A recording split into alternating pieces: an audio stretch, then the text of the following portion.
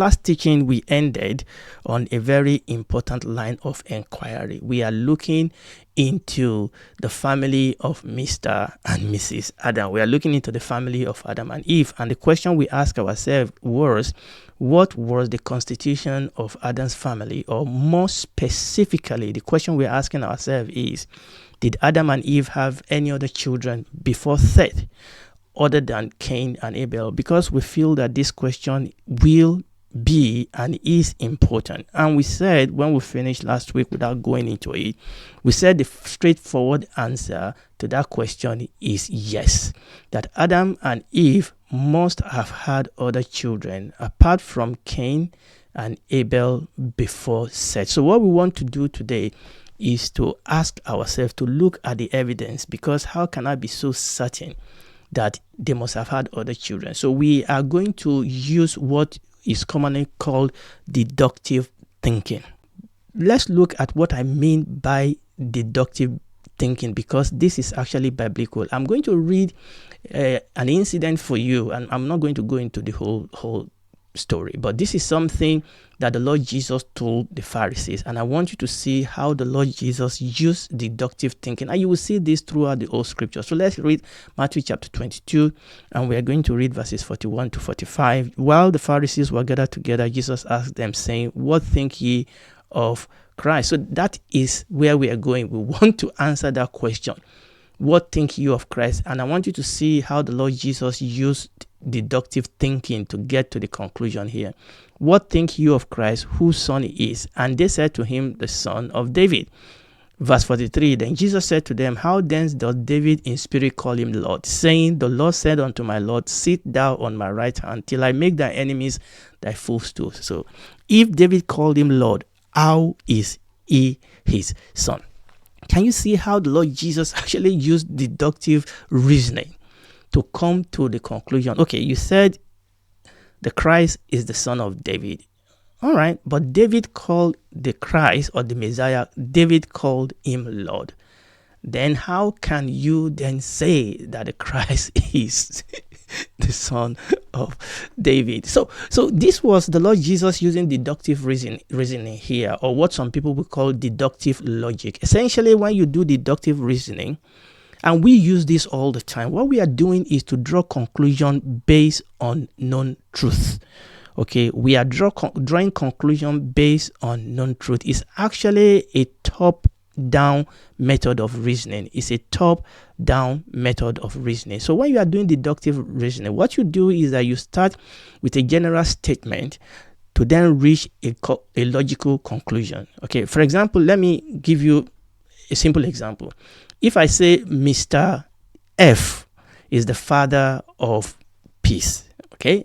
So let me use me. If we say Dr. Fenojo is the father of peace, and then we say Dr. Fenojo is the father of praise, and Dr. Fenojo is the father of precious. Those are my three children. Then the conclusion is, if I'm the father of those three children, then that means those three children must be brothers and sisters. Do you see that? Now, if I don't tell you about their mom, obviously they all have the same mom. Okay, but from what I said, I am the father of these three children, you can say conclusively that those three children, they were brothers and sisters. Now, if you don't know anything about your mom, you may not conclusively say that they are,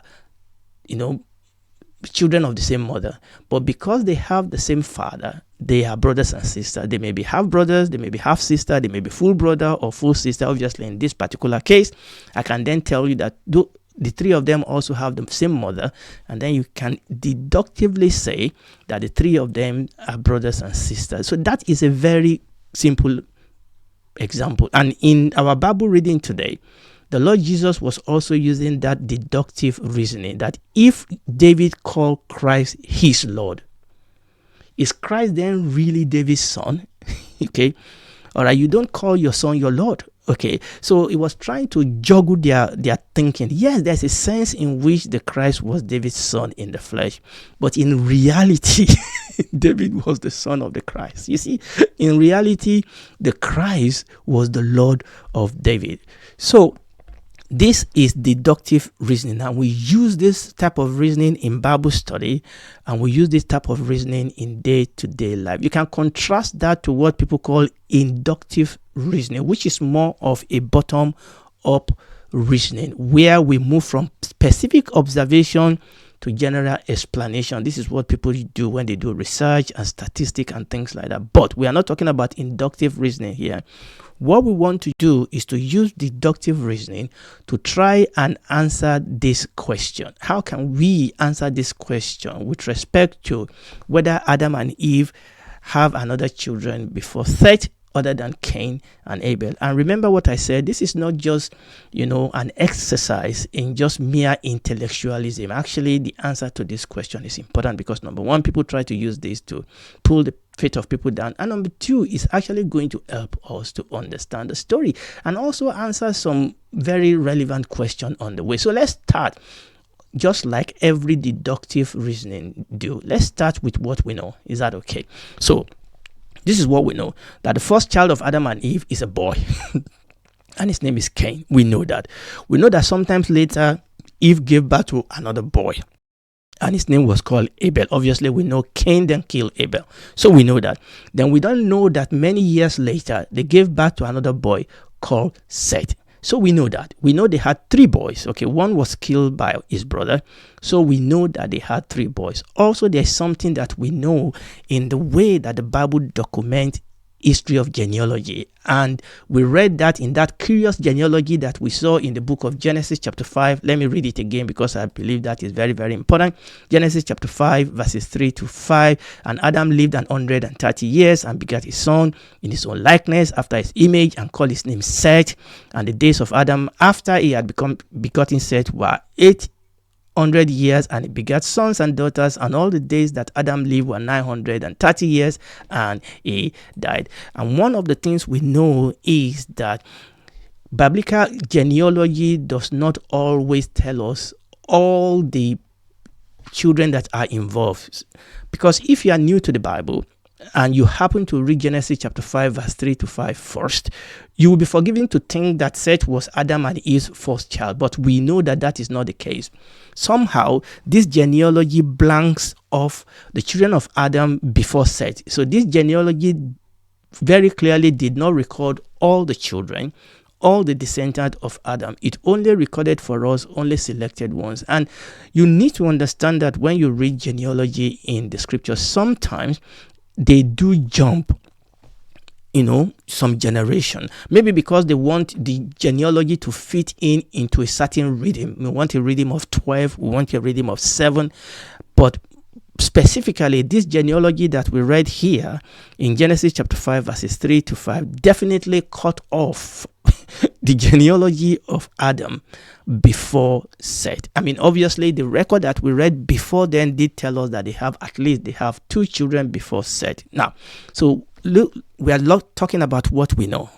Remember, we are trying to answer a question here. Now, we do not know how old Cain and Abel was when that incident happened, when Cain killed Abel.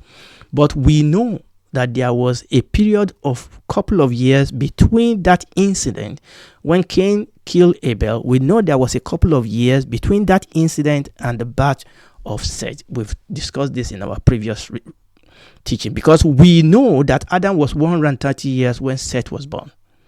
The scripture that we read told us, and that he then went on to live 800 more years, and he had many sons and daughters. We know that. What else do we know? Okay, and we are going to come to this one in other teaching.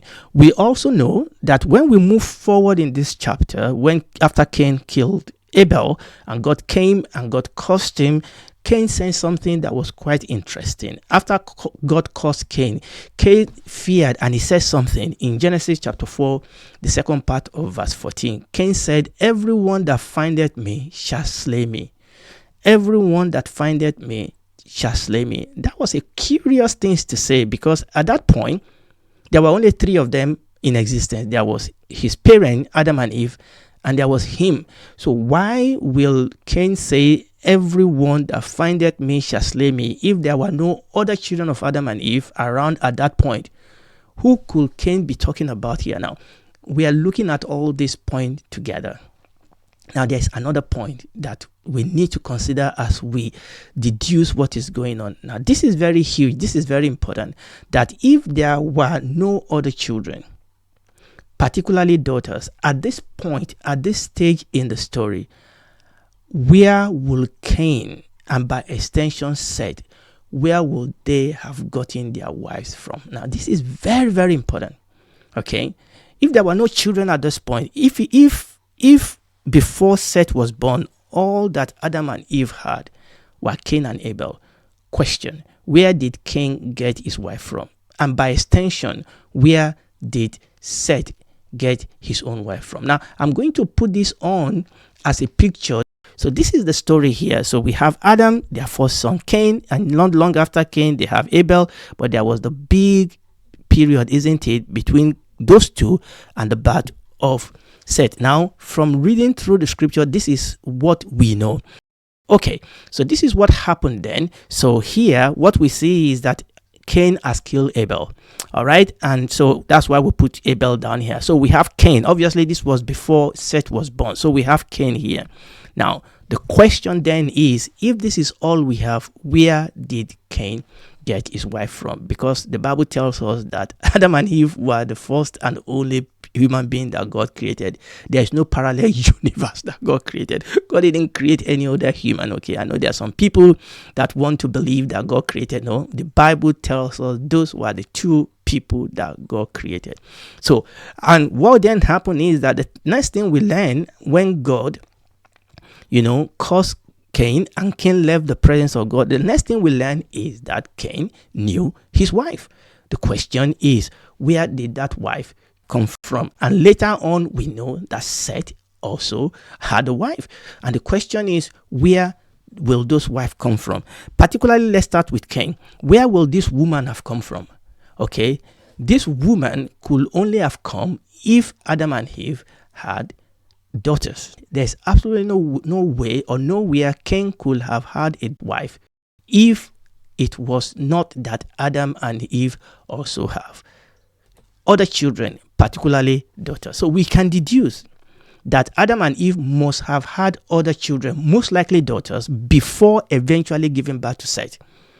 And it is possible, and we can only say possible, it is possible that during the time that the story of Cain and Abel were happening, it is plausible and it is possible that Adam and Eve also had at least one daughter, maybe even more than one daughter.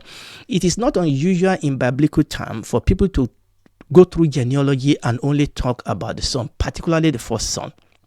Okay, and in this particular case anyway, the genealogy that we read actually jumped the whole thing that was happening anyway before Seth. So at least one of Adam's sons must have married his sister. That's my point. At least one of Adam's sons must have married their sister. It is possible that either one or both of the brothers, that is Cain and Abel, either one of them or both of them had a wife when Abel was killed. Now, we're not told whether Abel was married.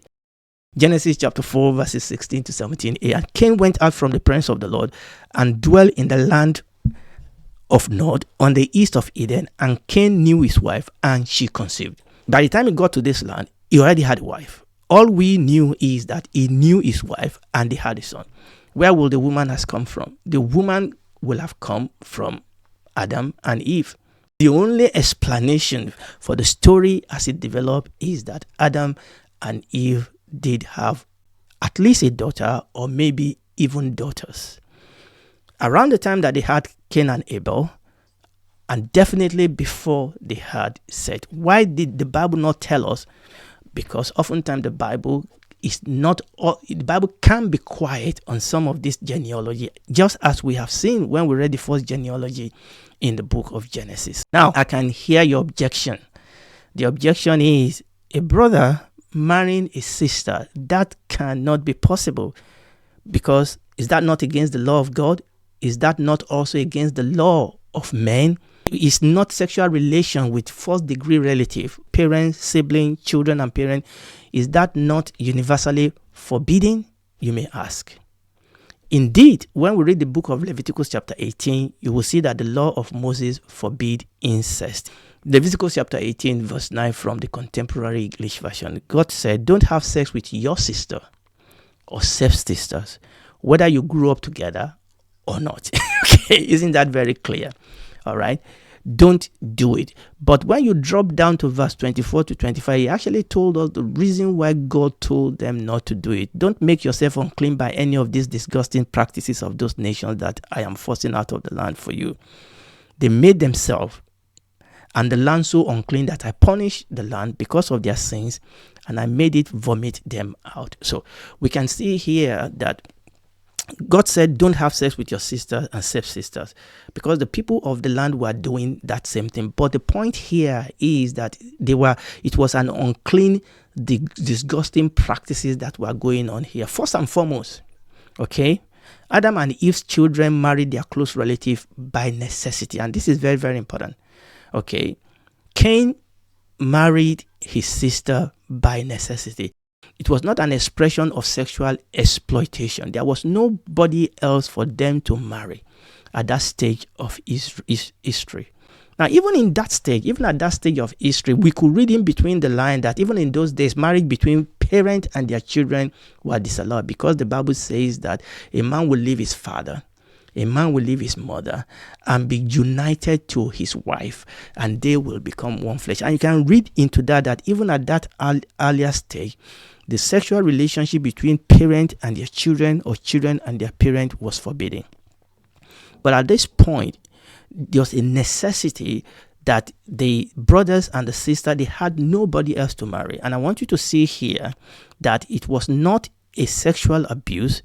It was not a sexual exploitation, unlike what is now happening in the land, which was what was happening when God was giving the law to Moses in the book of Leviticus, because then this incest has become sexual abuse. It has become sexual exploitation. It has become sexual uncleanness. Okay.